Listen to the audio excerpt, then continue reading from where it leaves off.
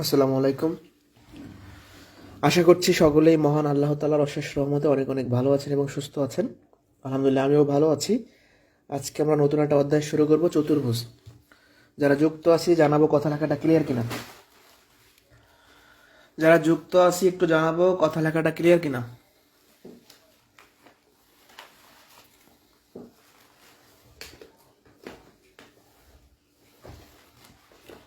দ্রুত বলবেন, দ্রুত।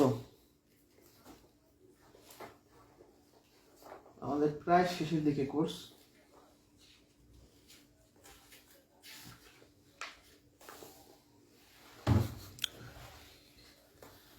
ক্লিয়ার আছে?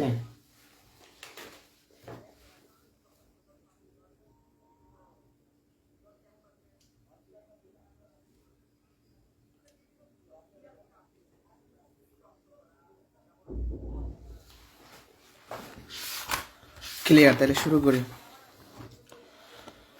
অধ্যায় হচ্ছে চতুর্ভুজ। তাহলে ফার্স্টে আমাদের জানতে হবে চতুর্ভুজ কি।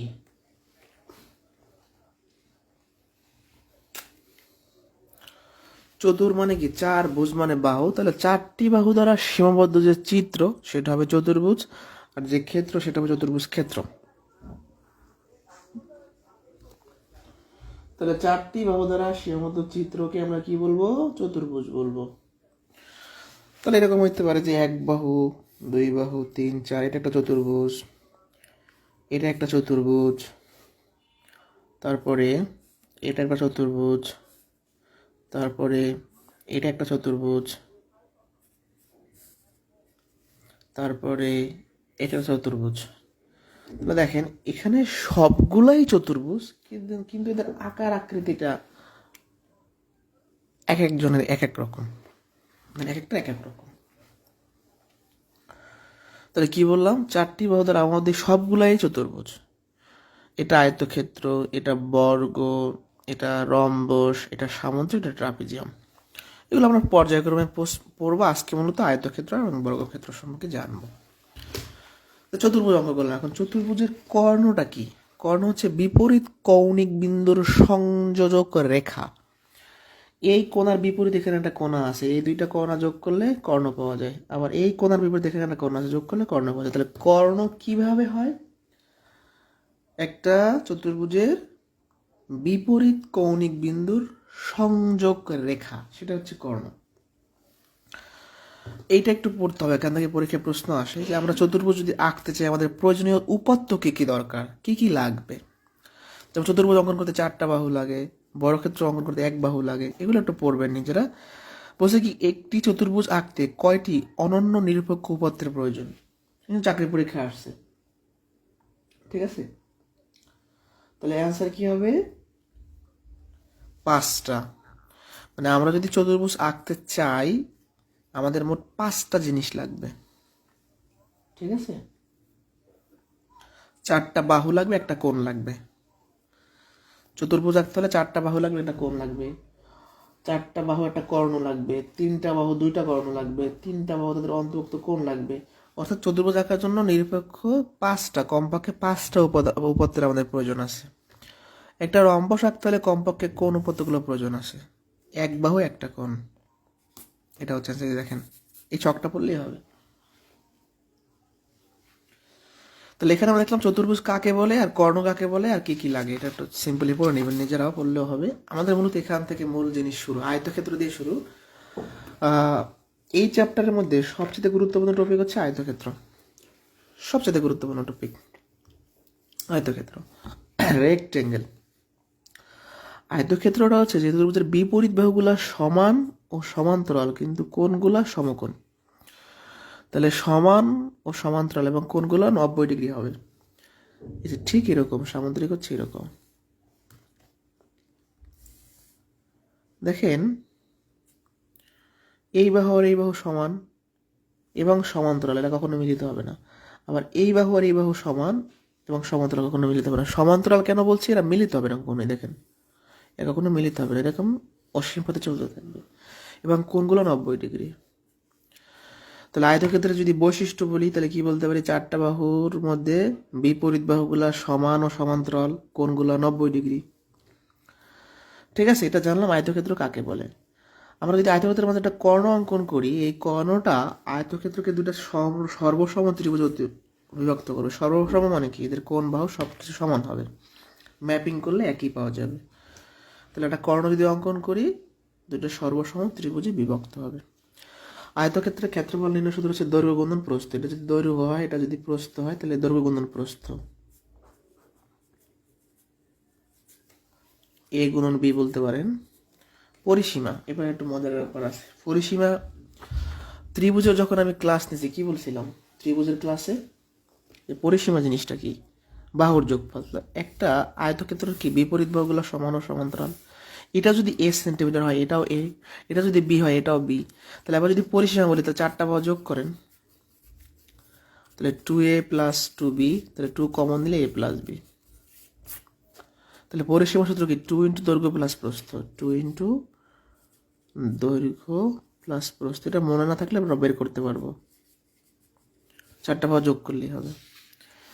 আয়তক্ষেত্রে কর্ণের দৈর্ঘ্য, এটা খুবই ইম্পর্টেন্ট, দৈর্ঘ্য স্কোয়ার প্লাস প্রস্থ স্কোয়ারের বর্গমূল। তাহলে এই সূত্রগুলো আমরা পড়ে নেব, যে ক্ষেত্রফলের সূত্র কি, পরিসীমার সূত্র কি, কর্ণের দৈর্ঘ্য সূত্র কি। প্রশ্ন 3 বলছে এবিসিডি চতুর্ভুজে এবি সমান্তরাল সিডি সমান্তরাল বলছে, এবং এসি সমান বিডি। একটা আমরা এবিসিডি চতুর্ভুজ আঁকি, এবিসিডি, তাহলে এবি আর সিডি সমান্তরাল, এবং আচ্ছা চিত্রটা এরকম আঁকি যে এ বি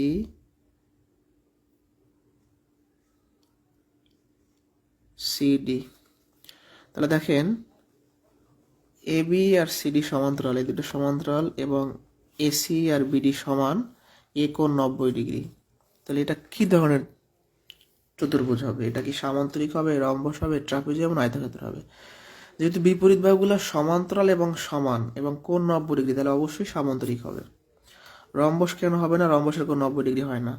ট্রাপিজিয়ামও হবে না, সেটা সামান্তরিক না, দুঃখিত, আয়তক্ষেত্র। এটা কি বলতেছি, সামান্তরিক হবে না, অ্যান্সার কি আয়তক্ষেত্র।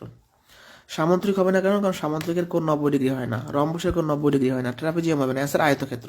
আচ্ছা আয়তক্ষেত্র কেন, এটার অ্যান্সারটা আয়তক্ষেত্র কেন বলি, সামান্তরিক বলছি, আয়তক্ষেত্র এটা, তাই না? কারণ এর বিপরীত বাহুগুলো সমান, সমান্তরাল, কোণ 90 ডিগ্রি হওয়ার কারণে এই চতুর্ভুজটা হবে আয়তক্ষেত্র। ঠিক আছে, একটি আয়তক্ষেত্রের ক্ষেত্রফল দেওয়া আছে, দৈর্ঘ্য দেওয়া আছে, প্রস্থ চাইছে। খুবই সহজ অঙ্ক, দেখেন ক্ষেত্রফল দেওয়া আছে কত, ক্ষেত্রফল দেওয়া আছে 247। ক্ষেত্রফলের সূত্র কি, দৈর্ঘ্য গুণন প্রস্থ। এই দৈর্ঘ্য দেওয়া আছে 19, তাহলে প্রস্থটা কি বের করতে পারবো নাকি পারবো না? এখান থেকে প্রস্থটা বের হয়ে যাবে কত, 247কে 19 দ্বারা ভাগ করতে হবে, 13 হবে অ্যান্সার। তাহলে ক্ষেত্রফল দেওয়া ছিল, ক্ষেত্রফল 247, ক্ষেত্রফলের সূত্র লিখে দৈর্ঘ্যের মান বসায় প্রস্থটা পেয়ে গেছে। আপনারা কয়জন আছেন একটু কমেন্টে জানাবেন। একটি আয়তক্ষেত্রের দৈর্ঘ্য দেওয়া আছে, প্রস্থ দেওয়া আছে, কর্ণের দৈর্ঘ্য চেয়েছে। তাহলে কর্ণের দৈর্ঘ্য সূত্র হচ্ছে রুট ওভার দৈর্ঘ্য স্কোয়ার প্লাস প্রস্থ স্কোয়ার। দৈর্ঘ্য হলো 12, 12 এর স্কোয়ার, প্রস্থ হলো 5, 5 এর স্কোয়ার। তাহলে 144, 25, 169, তার মানে 13। তাহলে কর্ণের দৈর্ঘ্য হচ্ছে 13, অ্যান্সার 13, শেষ। এই পর্যন্ত বুঝতে পারছি কিনা? তাহলে আয়তক্ষেত্র হলো বিপরীত বাহুগুলো সমান হবে এবং সমান্তরাল হবে, কোণ 90 ডিগ্রি হবে। ক্ষেত্রফলের সূত্র, পরিসীমার সূত্র, কর্ণ দৈর্ঘ্য পড়লাম, এগুলো দেখলাম। এই পর্যন্ত বুঝতে পারছে কিনা একটু বলেন তো, এই পর্যন্ত বুঝতে পারছে কিনা? বলছে কি, একটি আয়তক্ষেত্রের দৈর্ঘ্যটা যদি দৈর্ঘ্য প্রস্থকে দ্বিগুণ করলে ক্ষেত্রফল মূল আয়তক্ষেত্রে কত গুণ হবে? এরকম কোশ্চেন থাকলে আমরা যত গুণ দেওয়া থাকবে তার স্কোয়ার করব। তাহলে দ্বিগুণ দেওয়া আছে, 4 গুণ হবে অ্যান্সার। কিন্তু এটার ব্যাখ্যাটাও আমি দিচ্ছি, এটার বেসিক সমাধানও দিচ্ছি।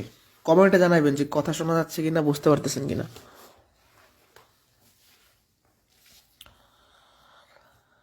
এইটার ব্যাখ্যা 6 নম্বরের। আচ্ছা, নর্মালি ক্ষেত্রফল বলতে কি বোঝায়? দৈর্ঘ্য গুণন প্রস্থ। এখন যদি আমরা নতুন ক্ষেত্রফল বের করি,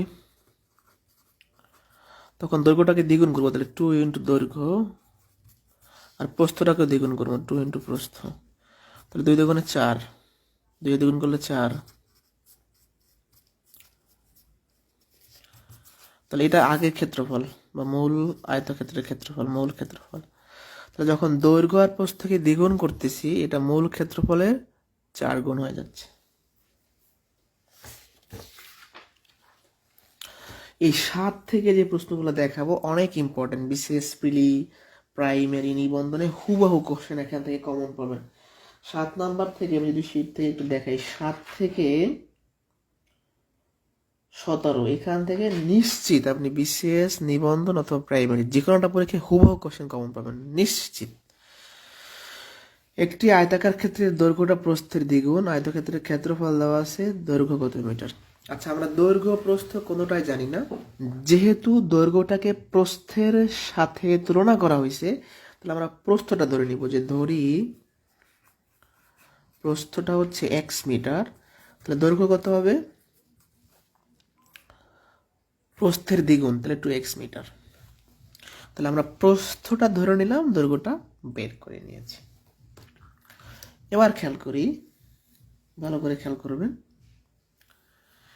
প্রশ্নে দেওয়া আছে ক্ষেত্রফল, তাহলে আমি নিজে বের করবো ক্ষেত্রফল, প্রশ্নে যা থাকবে সেটা বের করবো। অন্যভাবে বলতে পারি, তেমন দেয়া আছে কি, দেয়া আছে ক্ষেত্রফল 1250। এখন ক্ষেত্রফলের সূত্র কি, দৈর্ঘ্য গুণন প্রস্থ, দৈর্ঘ্য কত 2x, প্রস্থ কত x, তাহলে 2x স্কয়ার, এই 2 ভাগ হয়ে যাবে 625, তাহলে x এর মানটা কত হবে, 625 এর রুট মানে 25, তাহলে x মানে প্রস্থ হইল 25, দৈর্ঘ্য হবে 25 দুগুণে 50। তো বুঝে আসি, প্রস্থ ধরলাম, দৈর্ঘ্য পাইলাম, ক্ষেত্রফল দেওয়া আছে 1250, ক্ষেত্রফলের সূত্র লিখলাম, এখানে দৈর্ঘ্য প্রস্থের মানটা বসে x এর মানটা পাইছি, x মানে কি, প্রস্থ পাইছি, প্রস্থ যদি 25 হয়, দৈর্ঘ্য হবে 25 এর দ্বিগুণ মানে হচ্ছে 50।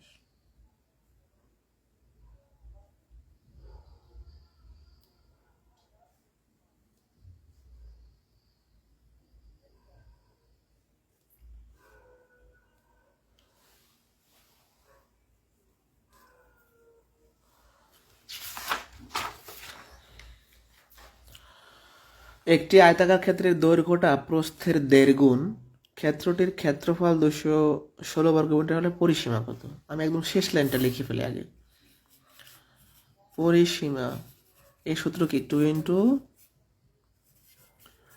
দৈর্ঘ্য প্লাস প্রস্থ, তাই না, এর সূত্র কি 2 ইন্টু দৈর্ঘ্য প্লাস প্রস্থ, তার মানে পরিসীমার জন্য দৈর্ঘ্য লাগবে, প্রস্থ লাগবে। দৈর্ঘ্যটা প্রস্থের 1.5 গুণ, তাহলে প্রস্থ ধরি আগে, ধরি প্রস্থ x, দৈর্ঘ্য কত হবে, দৈর্ঘ্যটা হবে প্রস্থের 1.5 গুণ, তাহলে x এর 1.5 গুণ মানে 1.5 গুণ। এবার ক্ষেত্রফল দেওয়া আছে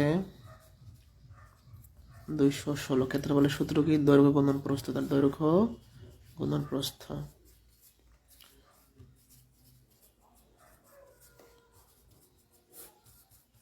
1.5, এই 1.5 মানে 1.5 মানে 3 এর অর্ধেক, তাহলে এই 1.5 তুলে আমি 3/2 দিতে পারি, কারণ 3কে 2 দ্বারা ভাগ করলে এটা হয়। এবার এই 2 উপরে চলে যাবে, 3 নিচে থাকবে, 72, তাহলে কথা হচ্ছে 144, তাহলে x স্কয়ার সমান 144, x সমান হবে √144। ক্যালকুলেশনের সুবিধার্থে এটা আমি ভেঙে নিলাম, তাহলে 12, তাহলে x এর মানটা বেরোচ্ছে 12, আর দৈর্ঘ্য কত হবে 1.5 মানে 3/2, x এর মান হচ্ছে 12, 18। এবার জাস্ট দৈর্ঘ্য প্রস্থ পেয়ে গেছি, বসাই দিব, 18 আর 12 30, 60 হচ্ছে আনসার। 8 আনসার হচ্ছে 60 মিটার, পরিসীমা 60 মিটার। এটা বুঝছেন কিনা বলেন তো, 8 নম্বরটা বুঝতে পারছেন কিনা। 10 নম্বরে চলে যাব। একটি আয়তাকার ঘরের দৈর্ঘ্য প্রস্থ অপেক্ষা 4 মিটার বেশি, ঘরটার পরিসীমা 32 মিটার হলে ঘরটির দৈর্ঘ্য কত মিটার। শুরু করা যাক। ধরি প্রস্থ দৈর্ঘ্যটাকে প্রস্থের সাথে তুলনা করছি, তাহলে প্রস্থটা ধরি।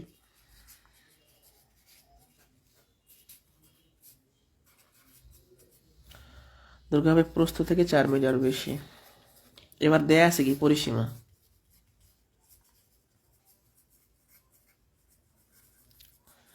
পরিসীমার সূত্র কি 2 ইন্টু দৈর্ঘ্য প্লাস প্রস্থ। দৈর্ঘ্য কত x প্লাস 4, প্রস্থ কত x, তাহলে এই দুই পাশে ভাগ হয়ে গেলে 16 হয়ে যাবে, আর x যোগ করলে 2x 16, এই 2 দ্বারা 32কে ভাগ করলে 16, আর এখানে x যোগ করলে 2x 4।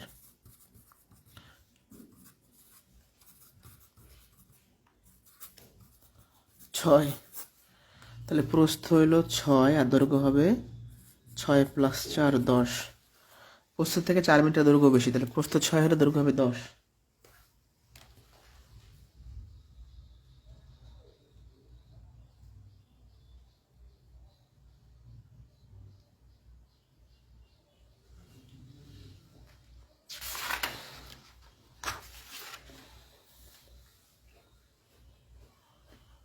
একটি আয়তাকার ঘরের প্রস্থ তার দৈর্ঘ্যের 3 ভাগের 2 ভাগ, ঘরটির পরিসীমা 40 মিটার হলে তার ক্ষেত্রফল কত? আচ্ছা, চাইছি কি আমাদের ক্ষেত্রফল, আমরা শেষ লাইন থেকে শুরু করি। তার মানে আমাদের দৈর্ঘ্য আর প্রস্থ গুণ করতে বলছে, তাহলে দৈর্ঘ্য লাগবে প্রস্থ লাগবে। দেখেন এই ভগ্নাংশ মানে অনুপাত, প্রস্থ তার দৈর্ঘ্যের 3 ভাগের 2 ভাগ, তার মানে কি দৈর্ঘ্য 3 হলে প্রস্থ হবে 2। দেখেন ভালো করে বোঝেন, প্রস্থ তার দৈর্ঘ্যের 3 ভাগের 2 ভাগ, তার মানে দৈর্ঘ্য 3 হলে প্রস্থ হবে 2। তাহলে অনুপাত অনুযায়ী দৈর্ঘ্যটা ধরেই হচ্ছে আমরা 3x, প্রস্থ ধরলাম 2x, মানে আমরা কি করলাম এই ভগ্নাংশটাকে অনুপাত আকারে প্রকাশ করলাম। তাহলে অনুপাত অনুযায়ী দৈর্ঘ্য হবে 3x, প্রস্থ হবে 2x।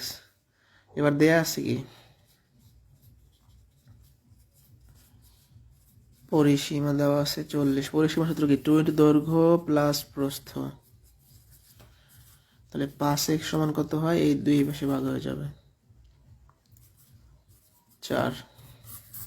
তাহলে এখানে বসাই দেন, দৈর্ঘ্য হবে 12, প্রস্থ হবে 8, তাহলে 12 গুণন 8, 8 বরং 96 বর্গ মিটার।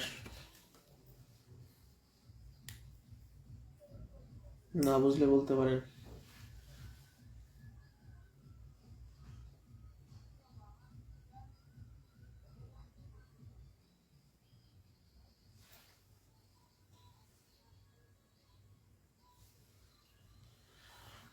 বারো নাম্বার বুঝতে পারছি কিনা,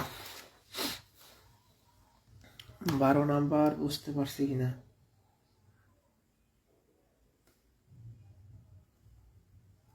জানাবেন 12 নাম্বার বুঝতে পারছি কিনা। পরবর্তী কোশ্চেনে যাই। একটি কামরার পরিসীমা 44 ফুট, ক্ষেত্রফল 120 বর্গ ফুট, কামরার দৈর্ঘ্য প্রস্থ কত? কামরা, এটা একটা কামরা, কভার ভ্যান চেন আপনারা, কভার ভ্যান গাড়ি, সেটা একটা কামরা। তো এই কামরাটা কিন্তু আয়তাকার, এই যে দেখেন এই দৈর্ঘ্য সমান, প্রস্থ সমান। তো কামরাগুলো নর্মালি আয়তাকার হয়, এখানে কোথাও আয়তক্ষেত্র বলা নাই, কিন্তু কামরার যে ম্যাথগুলো সেগুলো কি হবে, সব আয়তক্ষেত্র হবে। কথা কি বুঝতে পারছি আমি? কামরার অঙ্কগুলো কি হবে, আয়তক্ষেত্র হবে। ওকে, তাহলে শুরু করা যাক। এখন এই ম্যাথগুলো অপশন টেস্ট করে করা যায় খুব সহজে, অপশন টেস্ট করে করা যায়। আমরা একটু বেসিকটাও শিখবো, অপশন টেস্টও শিখবো। শুরু করি। আমরা তো কামরার দৈর্ঘ্য প্রস্থ জানি না, ধরি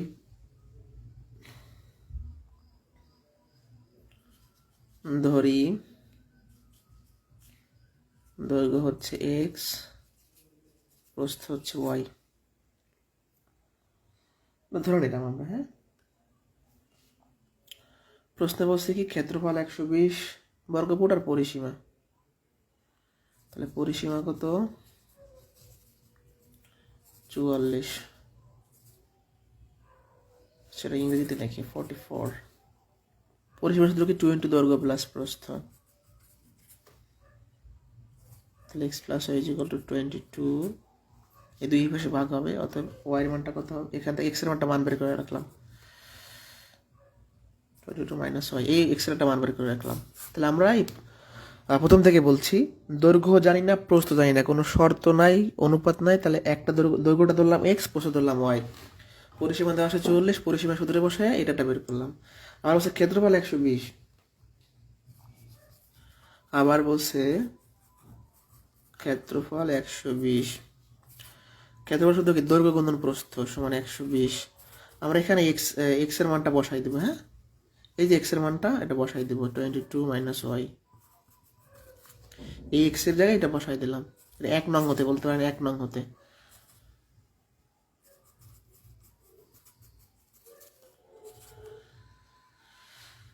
এবার যেটা করা যায়, এবার আমরা করতে পারি হচ্ছে আপনার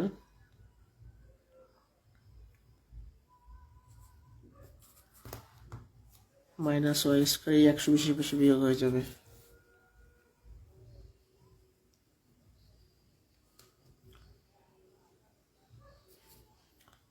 ঠিক আছে,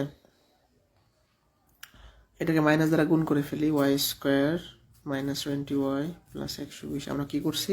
এটাকে মাইনাস দ্বারা গুণ করে ফেলছি এই পুরো রাশিটাকে, তাহলে সবগুলো চেঞ্জ হয়ে গেল। এই মিডল টার্ম করেন, তাইলেই হচ্ছে 12y মাইনাস 12 10 120।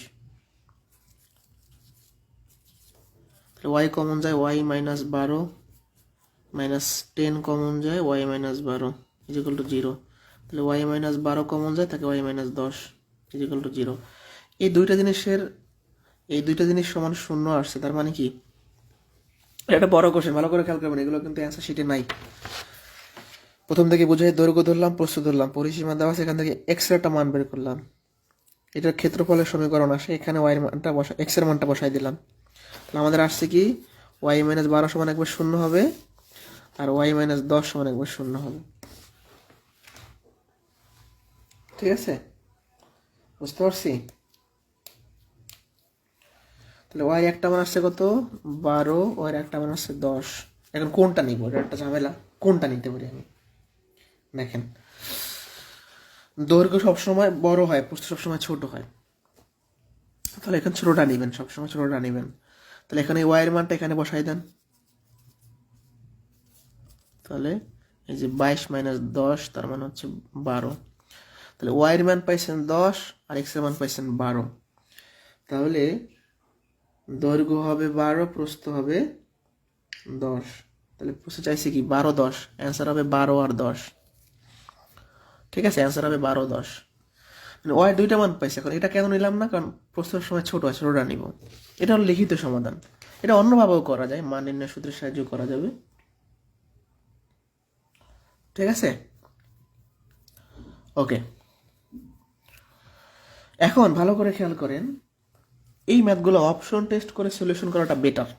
তারপরে এটা অপশনটা একটু আমি লিখি, এটার অপশনটা শিট কোথায় রাখলাম, শিট থেকে দেখে আপনাদের অপশনটা আমি মুছে দিছি বলে অপশনটা দেখাই, কারণ এটা অপশন দেখার দরকার আছে।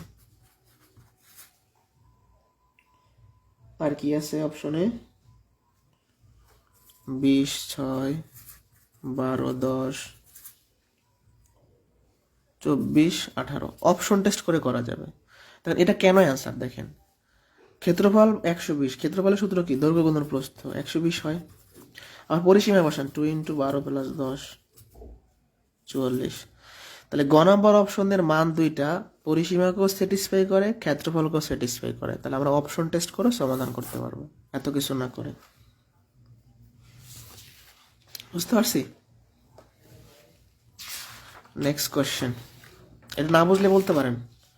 আমরা যেটা করছি, এই যেমন 2 গুণাকার আছে, এই পাশে ভাগ হয়ে গেল, তাহলে x + y সমান যদি 22 হয়, x এর একটা মান বের করছি।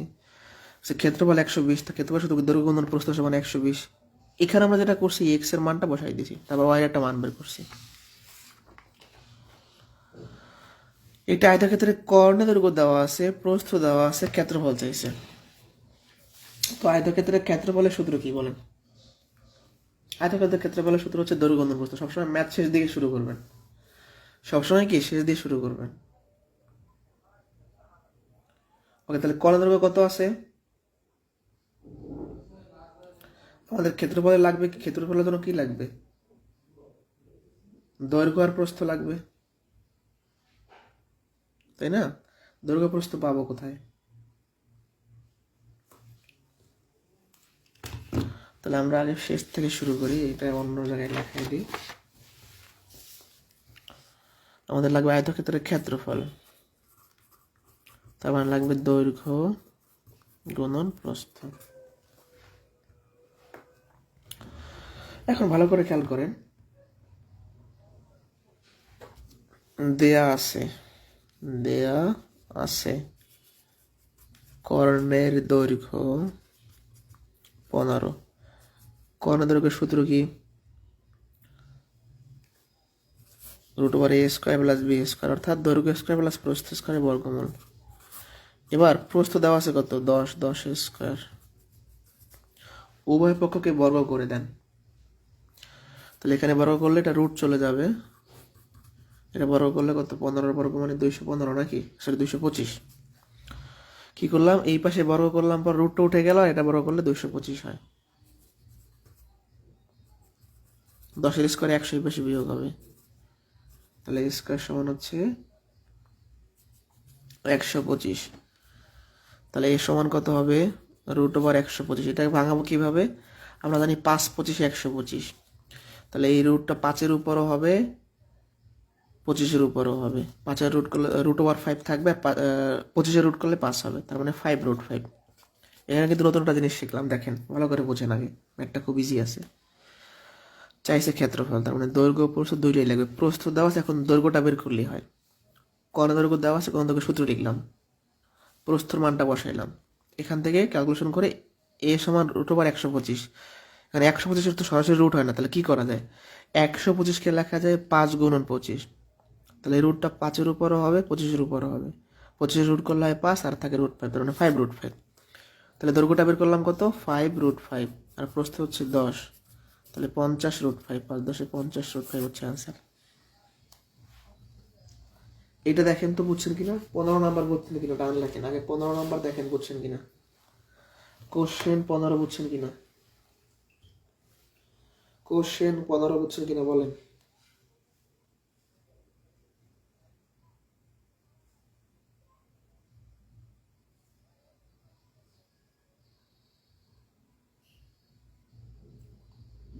পনেরো বুঝছেন কিনা বলেন।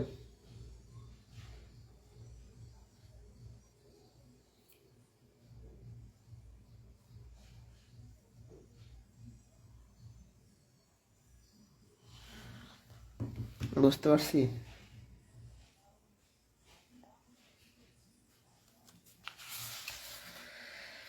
নেক্সট কোশ্চেন 16 নাম্বার, খুবই ইম্পর্টেন্ট। 16 17 একই টাইপের কোশ্চেন, খুবই ইম্পর্টেন্ট, ভেরি ভেরি ইম্পর্টেন্ট। একটি আয়তাকার ঘরের মেঝের ক্ষেত্রফল 192 বর্গমিটার। মেঝের দৈর্ঘ্য 4 মিটার কমালে এবং প্রস্থ 4 মিটার বাড়ালে ক্ষেত্রফল অপরিবর্তিত থাকে। মেঝের দৈর্ঘ্য কত?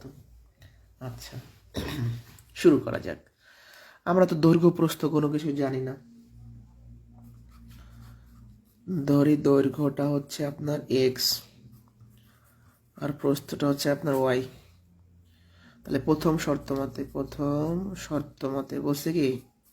প্রথমে বলছে যে ক্ষেত্রফল 192, এগুলো কিন্তু খুব সহজ। তাহলে ক্ষেত্রফল সূত্র কি? দৈর্ঘ্য গুণন প্রস্থ সমান 192।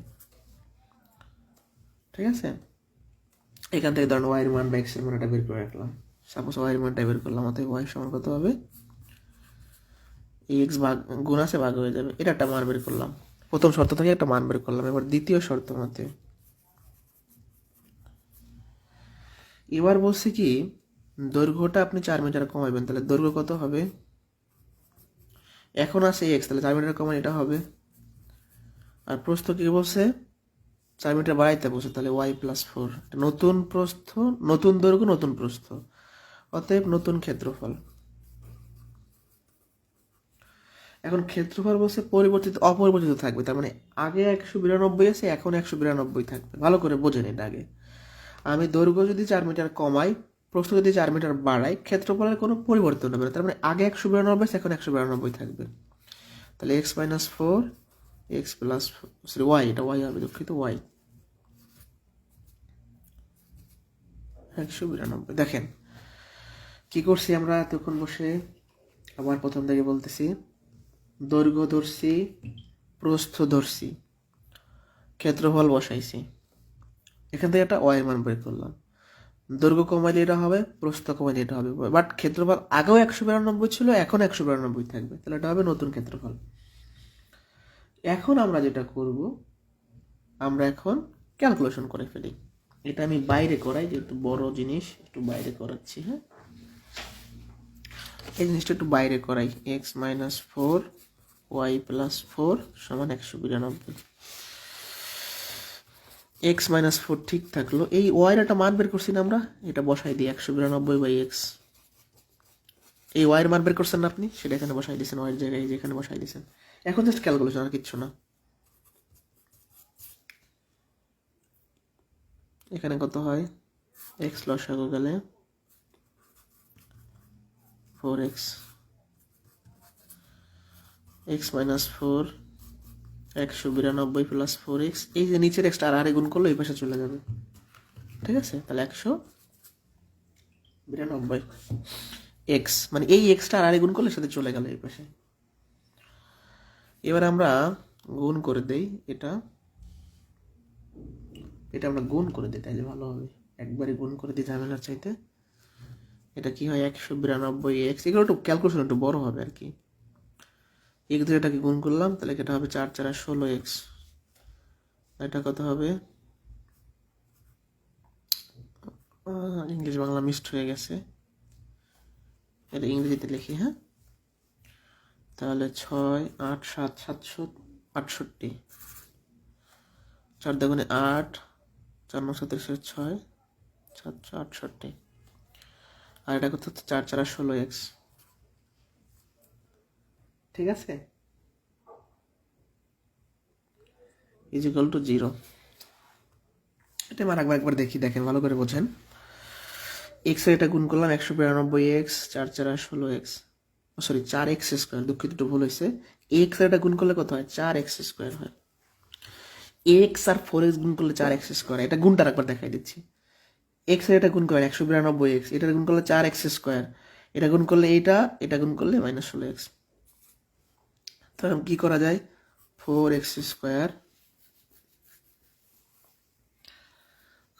আর একটা কাজ করতে পারি, আচ্ছা 0 কেন লিখলাম, 192x, এই দেখেন এখানে 192x তো থাকলো সমাধানের ওই পাশে,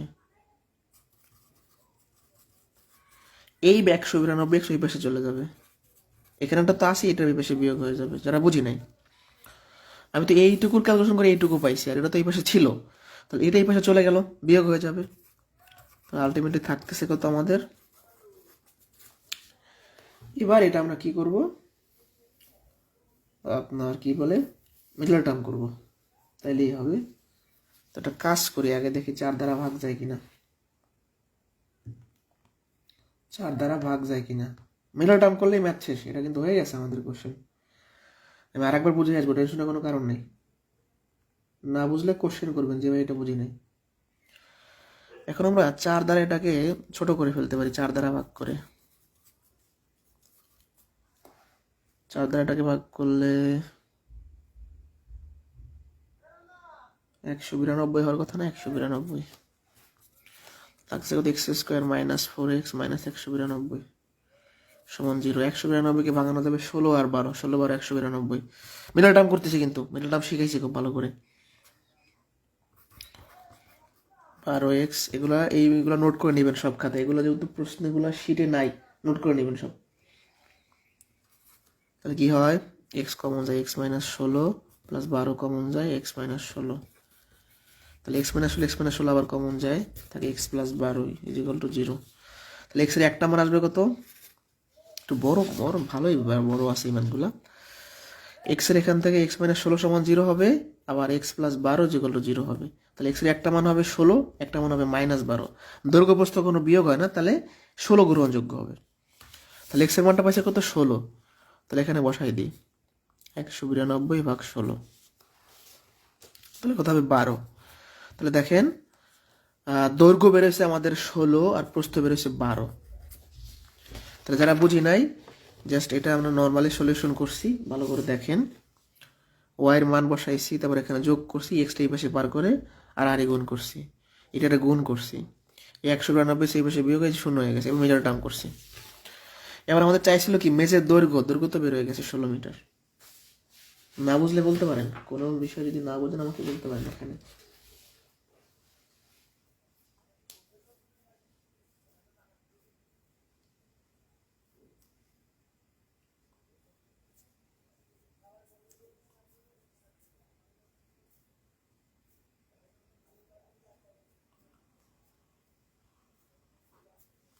এটা বুঝছে কিনা বলেন তো, এটা বুঝছে কিনা? মানে ক্যালকুলেশন তো পরে বিষয়, আপনি ম্যাথটা বুঝছেন কিনা। প্রাথমিক ক্ষেত্রফল যা হবে নতুন ক্ষেত্রফল তাই হবে, শুধু দৈর্ঘ্য প্রস্থটা চেঞ্জ হয়েছে, আর কিছু চেঞ্জ হয় না। এটা বুঝছেন কিনা বলেন।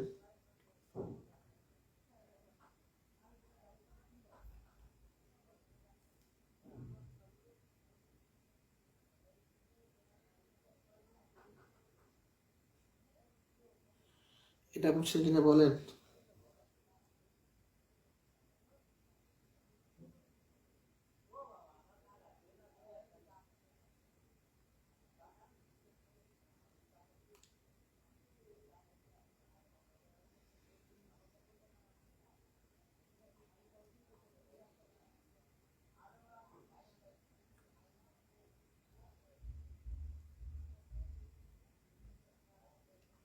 বুঝতে পারছি, রেসপন্স করতে হবে তো।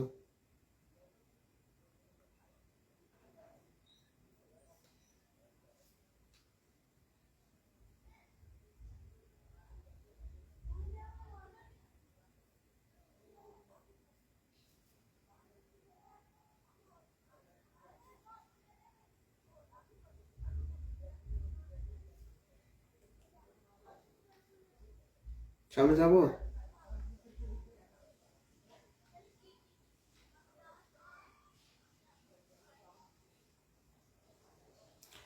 আর অল্প কিছু ম্যাথ বাকি আছে আজকে।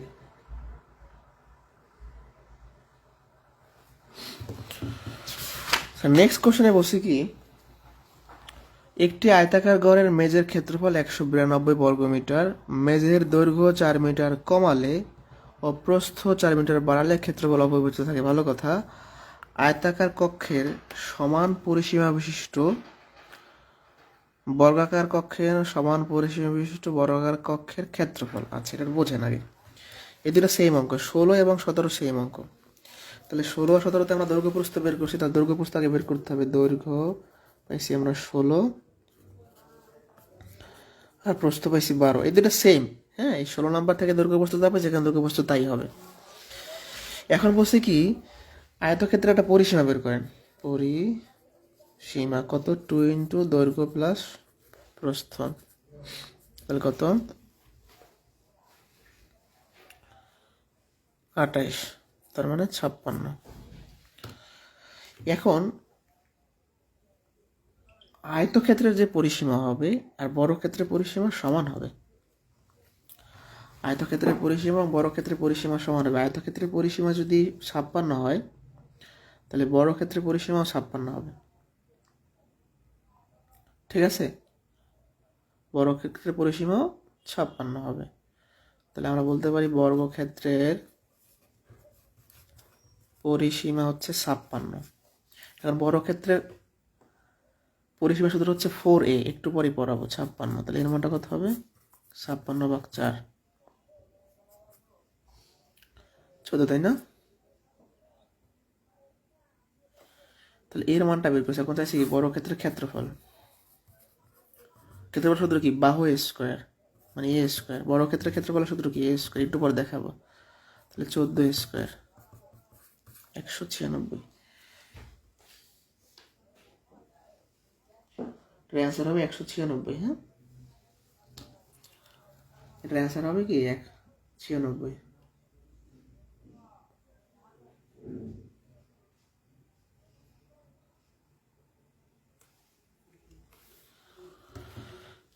যারা বুঝি না, এটার অ্যান্সার কিন্তু 196 হবে। সেটা টাইমিং মিস্টেক আছে একটু, 196 হবে এটার অ্যান্সার।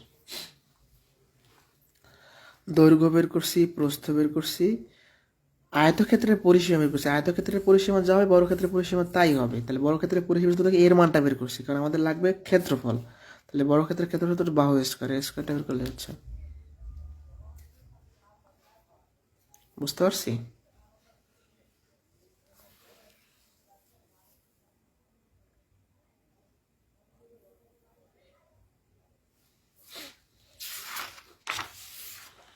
এতক্ষণ আলোচনা করছি আয়তক্ষেত্র নিয়ে, এখন আলোচনা করবো বর্গক্ষেত্র নিয়ে। এই ছোটটা টপিক পড়াইলে শেষ মোটামুটি। বর্গক্ষেত্র হলো চারটা বাহুই সমান হবে এবং সমান্তরাল হবে। চারটা বাহুই সমান ও সমান্তরাল।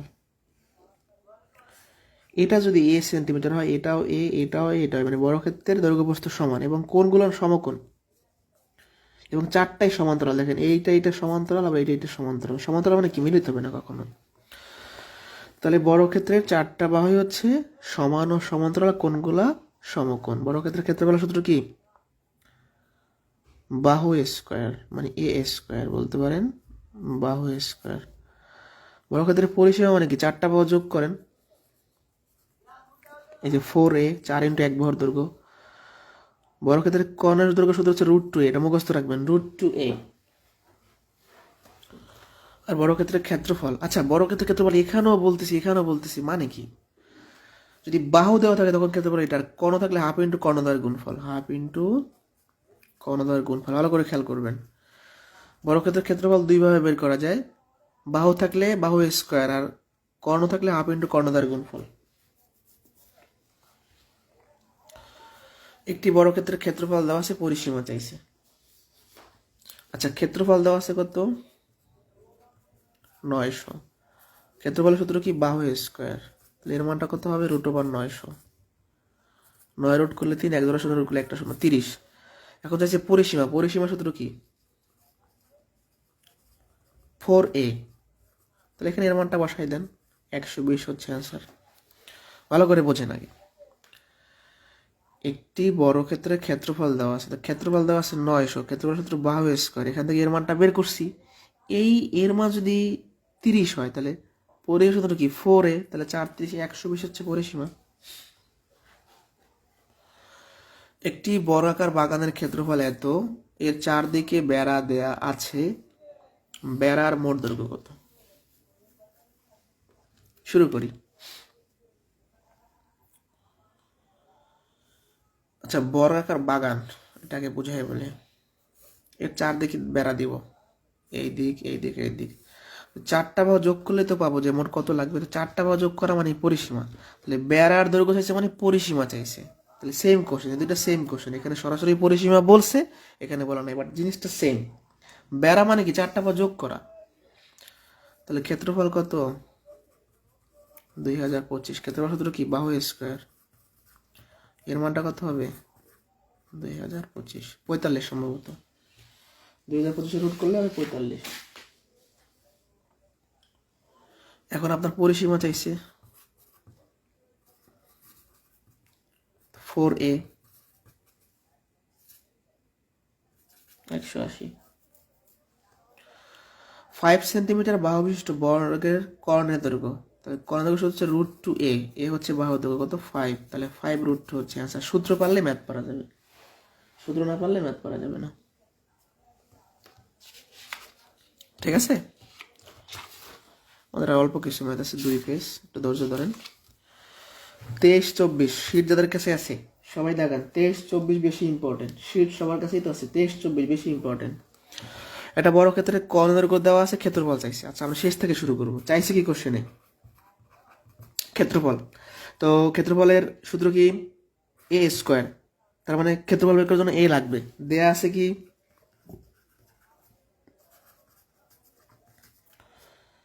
দেয়া আছে 4√2। কর্ণের দৈর্ঘ্য সূত্র কি? √2a। √2 দুই পাশ থেকে কেটে দেন, এর মান হচ্ছে 4। দেখেন কর্ণের দৈর্ঘ্য ছিল 4√2, কর্ণের দৈর্ঘ্য সূত্র লিখছি, এর মানটা বের হয়ে গেছে। এর মানটা এখন বসাই দিব 16। এটা খুবই ইম্পর্টেন্ট, বিসিএস আসছে, এটা খুবই ইম্পর্টেন্ট। ক্ষেত্রফলের সূত্র লিখলাম, তার মানে ক্ষেত্রফলের জন্য বাহুর মানটা লাগবে, সেটা দেওয়া নাই। আমরা এই কর্ণের দৈর্ঘ্য থেকে বাহুটা বের করে নিছি। একটি বর্গক্ষেত্রে বাহু দৈর্ঘ্য 8 ফুট হলে ওই বর্গক্ষেত্রের কর্ণের উপর অঙ্কিত বর্গক্ষেত্রের ক্ষেত্রফল। ভেরি ভেরি ইম্পর্টেন্ট, মানে বিএপি কোশ্চেন। এটা বর্গক্ষেত্র আমরা আঁকলাম। এই বর্গক্ষেত্রের প্রত্যেকটা বাহু 8 8 8 8। এই বর্গক্ষেত্রে একটা কর্ণ আঁকেন, এই কর্ণের উপর আর একটা বর্গক্ষেত্র আঁকেন এইভাবে করে। এখন এই নতুন বর্গক্ষেত্রের ক্ষেত্রফল বলছে। তো নতুন বর্গক্ষেত্রের জন্য কি লাগবে? বাহু লাগবে, বাহু লাগবে। দেখেন প্রথম বর্গক্ষেত্রের কর্ণ, এটাই হলো দ্বিতীয় বর্গক্ষেত্রের বাহু, মানে এই কর্ণটা বের করলে আমি বাহু পেয়ে যাব। তাহলে কর্ণের দৈর্ঘ্য শুধু কি √2a, এ হলো 8, তাহলে 8√2, তাহলে এটা হবে 8√2। তাহলে দেখেন আমি যখন এই প্রথম ছোট বর্গক্ষেত্রটার কর্ণ বের করছি, এটা দ্বিতীয় বর্গক্ষেত্রের বাহু হয়ে গেছে, তাহলে এটাও 8√2, সবগুলো বাহু যদি সমান হবে কর্ণ বর্গক্ষেত্রের। এখন তো আমাদের ম্যাথটা হয়ে গেছে, খুব ইজি। প্রথম ছোট একটা বর্গক্ষেত্র আঁকলাম, প্রত্যেকটা বাহু মানে প্রত্যেকটা বাহু 8, এই ছোট বর্গক্ষেত্রের কর্ণ আঁকলাম, এই কর্ণের উপর নতুন একটা বর্গক্ষেত্র বানাইছি, এর ক্ষেত্রফল চাইছি। তো এই বর্গক্ষেত্রটার ক্ষেত্রফল মানে বর্গক্ষেত্রটার বাহু লাগবে, মানে এই বাহুগুলো লাগবে। বাহু কোথায় পাবো? ছোট বর্গক্ষেত্রটার কর্ণ, এটা বর্গক্ষেত্রের বাহু, তাহলে এই কর্ণটা যখন বের করছি বাহু পেয়ে গেছে, অতএব ক্ষেত্রফল 8√2। তাহলে স্কোয়ারটা 8-এর উপরও হবে আর √2-এর উপরও হবে, 16, 2, 32।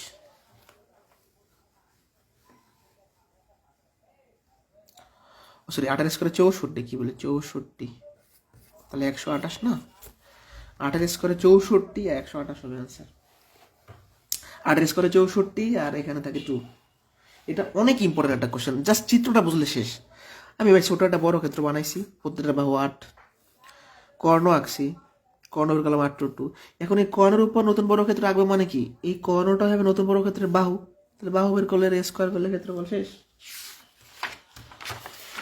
এগুলো প্রচুর পরিমাণে প্রাইমারি নিবন্ধনে আসে, যে একটা সরলরেখার উপর অঙ্কিত বর্গ ওই সরলরেখার এত ভাগের উপর, অর্ধেক বা 3/1 এই সমস্ত কোশ্চেন আমরা জাস্ট ভগ্নাংশটার হরের স্কোয়ার করব।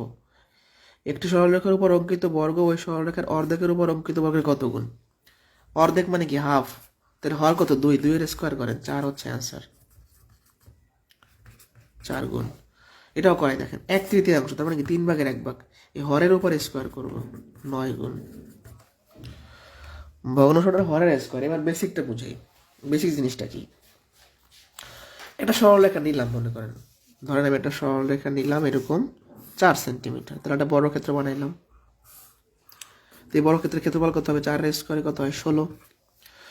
এখন এই বাহুটা আগে 4 নিয়েছিলাম সরলরেখাটা, এবার যদি অর্ধেক করি তাহলে কত হবে? 2, 2 নিয়ে আরেকটা বড় ক্ষেত্র বানাইলাম, তাহলে এই ক্ষেত্রফল কত হবে? 4। এখন এই ক্ষেত্রফলের কত গুণ? 4 গুণ। 16 কি 4-এর 4 গুণ, মানে এই বড়টার ক্ষেত্রফল হচ্ছে 16 আর ছোটটার ক্ষেত্রফল হচ্ছে 4, তাহলে বড়টার ক্ষেত্রফল ছোটটার ক্ষেত্রফলের 4 গুণ। মানে আমি 4 যে কোনো কিছু ধরে নিতে পারেন আপনি, এক্স ধরলেও হবে। মনে করেন আমি একটা বাহু দিলাম 4, সরলরেখা দিলাম 4 সেন্টিমিটার, তাহলে বড় ক্ষেত্র হবে এটা, ক্ষেত্রফল হবে 16। এখন 4-এর অর্ধেক মানে কি 2, এর ক্ষেত্রফল কত? 4, তাহলে এই ক্ষেত্রফলটা এই ক্ষেত্রফলের 4 গুণ। এটা বোঝেন। ধরেন আমি নিলাম 8, 8 নিয়ে একটা হচ্ছে আমি বড় ক্ষেত্র বানাইলাম, তাহলে 8-এর স্কোয়ারে কত হবে? 64। এখন 8 সেন্টিমিটার নিচে 3/1 নিতে হবে আবার, তাহলে 8-এর 3/1 মানে 2, 2 কি, ধরো আমি 6 নিলাম, 8 কিন্তু 3/ভাগ না, 6 নিলাম। আমি 6 সেন্টিমিটার নিয়ে একটা বড় ক্ষেত্র বানাইলাম, তাহলে কত হবে? 36। আমি বেসিক নিয়মটা বলতেছি। তো 6-এর 3/1 মানে কি 2, 2 নিয়ে একটা ক্ষেত্র মানে বড় ক্ষেত্র বানাবো, তাহলে কত হবে? 4, 2-এর স্কোয়ার হয় 4। এর ক্ষেত্রফল 4, এর ক্ষেত্রফল হচ্ছে 36, তাহলে এটা মানে এই বড়টার ক্ষেত্রফল ছোটটার কত গুণ? 9 গুণ, 4 নং 36। এই যে গুণ বের করার জন্য বড়টাকে ছোটটা দ্বারা ভাগ করবেন, তাহলে বুঝতে পারবেন। আপনি এক্স ধরেও করতে পারেন চাইলে, আপনি চাইলে এক্স ধরে করতে পারেন, কোনো সমস্যা নেই। এটা এক্স ধরে করলেও হবে এই ম্যাথগুলো। তাহলে সরলরেখা দিলাম এক্স, প্রথমটা এক্স ধরে করাই দিই, তাহলে বড় ক্ষেত্রফলটা হবে কত? X square. এবার যদি অর্ধেক করি তাহলে x/2, ধরেন এর ক্ষেত্রফল বড় ক্ষেত্রটা এরকম, এর ক্ষেত্রফল কত হবে? x²/4। এইটা হলো মূল বড় ক্ষেত্রটা, ছোট বড় ক্ষেত্র, তো কত গুণ? এটা জন্য ভাগ করতে হবে, এটা উল্টায় যাবে 4। তাহলে টেকনিকও দেখাইলাম, বেসিকও দেখাইলাম, মানে পুরো একটা সরলরেখা নিয়ে একটা বড় ক্ষেত্র বানাই, তার ক্ষেত্রফল বের করবেন। এই সরলরেখাটা অর্ধেক করতে বলে অর্ধেক করে বলে ক্ষেত্রফল বের করবেন।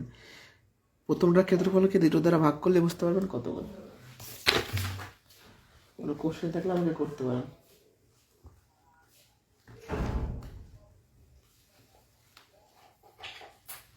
আর না হলে আজকে এই পর্যন্তই।